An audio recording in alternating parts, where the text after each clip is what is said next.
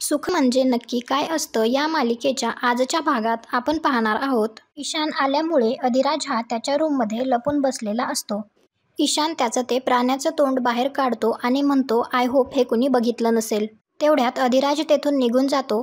त्यावेळी ईशान त्याला तेथून पळून जाताना पाहतो आणि तो म्हणतो, जर अधिराजने हे बघितलं असेल तर त्याला कळेल की या सगळ्याच्या मागे मी आहे आणि तो काही मला सोडणार नाही. त्याआधी मलाच काहीतरी करायला पाहिजे. संध्याकाळ झालेली असते. नित्या ईशानजवळ येते तर ईशान रडत बसलेला असतो. नित्या ईशानला विचारते, काय झालंय? मी तुला आपल्याबद्दल आधीच सगळं सांगितलं होतं. तर ईशान म्हणतो, मी त्यासाठी नाही रडत आहे. आणि तिला विचारतो, अधिराजने तुला काही सांगितलं आहे का? आणि म्हणतो, तो माझ्याविषयी काहीतरी कारस्थान करतोय. खोटे विचार करून मला कुठल्या तरी प्रकरणात अडकवण्याचा विचार आहे त्याचा. तर नित्या म्हणते, तो असं का करेल? तर ईशान म्हणतो, त्याला कुठल्या तरी जुन्या गोष्टीचा बदला घ्यायचा असेल. ईशान म्हणतो, त्याच्या मनात आधीपासूनच माझ्याबद्दल राग आहे आणि आता तर त्याला शालिनी मॅमचा सपोर्ट मिळाला आहे. त्यामुळे तो माझ्याविरुद्ध काहीतरी नक्की करणार. मला कळत नाही तो माझ्या का मागे लागलाय.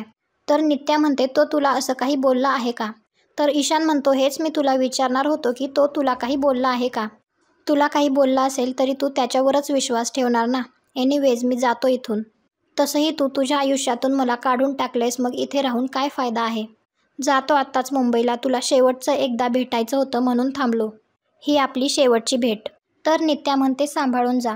तर ईशान म्हणतो, तुझ्या मम्माला यातलं काही माहिती नाही आणि जर त्यांना समजलं तर त्या मला जाऊ देणार नाहीत. पण मला इथे थांबण्याची इच्छा नाही. सो प्लीज कोऑपरेट करशील का? तर नित्या हो म्हणते. ईशानचं हे सगळं नाटक असतं. नित्या तिथून निघून गेल्यानंतर ईशान मनातल्या मनात विचार करतो, खरं तर मला खूप आवडलं असतं ती वसुंधरा तुझा जीव घेताना. पण त्याआधीच जर अधिराज माझ्यापर्यंत पोचला तर माझा जीव जायचा. त्यानंतर ईशान रावसाहेबाला भेटायला येतो. त्या दोघांचा अधिराजला मारण्याचा प्लॅन असतो. तर ईशान रावसाहेबाला म्हणतो, थँक्यू, तुमच्यामुळं माझी खूप दिवसांची इच्छा पूर्ण होत आहे. तर रावसाहेब म्हणतो, थँक्यू काय, तुम्ही आमच्या आईला जेलमधून सोडवण्यासाठी जी काही मदत करताय त्याची ही परतफेड समजा. तुमचा प्लॅन तर चांगला आहे ना, कारण तुमचा प्लॅन जर फसला आणि तो अधिराज सुटला तर तो अधिराज पुन्हा तुम्हाला सोडत नाही. तर ईशान म्हणतो, माझा प्लॅन परफेक्ट आहे. आज अधिराजचा शेवटचा दिवस. सरपंचबाईंना माझ्याकडून सॉरी सांगा. तर रावसाहेब विचारतात, सॉरी का? तर ईशान म्हणतो, अधिराजला त्यांना मारायचं होतं ना, पण त्याचा मृत्यू हा माझ्या हातून होईल. इकडे अधिराज घराबाहेर फेऱ्या मारताना विचार करत असतो, जर नित्याला ईशानबद्दल सांगितलं तर तिचा विश्वास बसेल का? पण मला गप्प बसून नाही चालणार. मला नित्याला सावध करावंच लागेल. अधिराज लगेच नित्याला फोन करतो. तर नित्या म्हणते, नाही ना करमत माझ्याशिवाय. तर अधिराज म्हणतो, आधी मी काय सांगतोय ते ऐक. तर नित्या म्हणते, आधी तू हे मान्य कर की तुला माझ्याशिवाय करमत नाही. तर अधिराज म्हणतो, झालं का तुमचं परत सुरू? तर नित्या म्हणते, बंद कधी झालं होतं? तर अधिराज म्हणतो, तुमची ही फालतूगिरी बंद करा. आणि तो ईशान तुमच्या आजूबाजूला तर नाही ना? तर नित्या म्हणते, ईशान मुंबईला जायला निघाला असेल. तुमचं काही भांडण वगैरे झालंय का? तर अधिराज म्हणतो, असं काही नाही झालं. तो नक्की मुंबईला निघाला आहे का? तर नित्या म्हणते, मला तरी तो असंच म्हणाला. अधिराज फोन ठेवून देतो आणि स्वतःशीच म्हणतो, मी त्याच्या मागावर आहे हे त्याला कळालं तर नसेल ना? जर तसं असेल तर मला त्याला थांबवावंच लागेल. इकडे ईशान तो प्राण्याचा मुखवटा घालून उभा असतो तेव्हा तेथे अधिराज येतो. त्यावेळी अधिराज म्हणतो, आता किती पण चेहरा लपवू, या मुखवट्याच्या मागे कोण आहे ते कळालंय मला. तर ईशान म्हणतो, चेहरा ओळखलायस म्हणजे तुला जिवंत सोडून चालणार नाही. अधिराज, आज तुला मरावं लागणार. तर अधिराज म्हणतो, असल्या धमक्यांना घाबरत नाही हा अधिराज. हिम्मत असेल तर ये पुढं.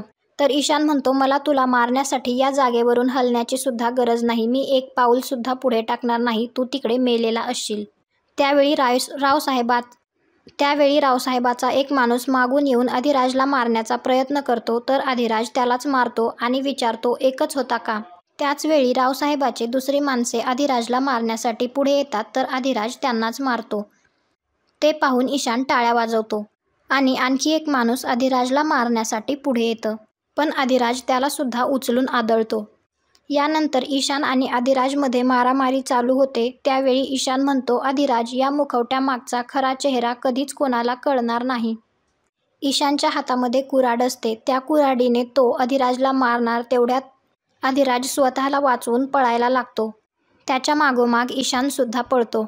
अधिराज आणि ईशान दोघे एका ठिकाणी येतात. तेव्हा ईशान तो मुखवटा काढत काढत अधिराजला म्हणतो, द ग्रेट अधिराज कोणाच्या ताब्यात आहे? तर ईशानच्या. तर अधिराज त्याच्याकडे पाहून हात जोडत असतो. तर ईशान म्हणतो, आज तू कितीही हात जोडलेस तरी आजचा दिवस तुझा शेवटचा दिवस. तर अधिराज मोठ्याने हसायला लागतो. तर ईशान त्याच्यावर ओरडून म्हणतो, अधिराज हसू नको. कारण अधिराजने लवलीला फोन करून आधीच सांगितलेलं असतं की ईशान आज मुंबईला जातोय आणि काहीही करून मला त्याला थांबवायचंय. मी त्याला वेताळाच्या मळ्यावर घेऊन येईल, तर तू तिथे नित्या आणि बाकीच्या लोकांना घेऊन ये. ईशान त्याच्यावर धावून त्याला कुऱ्हाडीने मारणार. तेवढ्यात तेथे आलेल्या सगळ्या गाड्यांचे लाईट्स ऑन होतात. हे पाहून तर ईशानला मात्र धक्काच बसतो. त्या गाड्यांमधून नित्या आणि बाकीचे लोक आलेले असतात. नित्या ईशानच्या हातातील तो मुखवटा पाहते आणि तिला आधीचा प्रसंग आठवायला लागतो की कसा त्याने तिला त्रास दिला होता आणि तिच्या डोळ्यात अश्रू येतात. तेव्हा अधिराज म्हणतो, नित्या मॅडम, हाच आहे तो ज्याच्यापासून तुम्हाला धोका होता. हाच आहे तो ज्याने तुमच्यावर अतिप्रसंग करण्याचा प्रयत्न केला होता. हाच आहे तो साप ज्याला इतकी वर्ष तुम्ही पोसत होतात. हाच आहे तुमचा गुन्हेगार.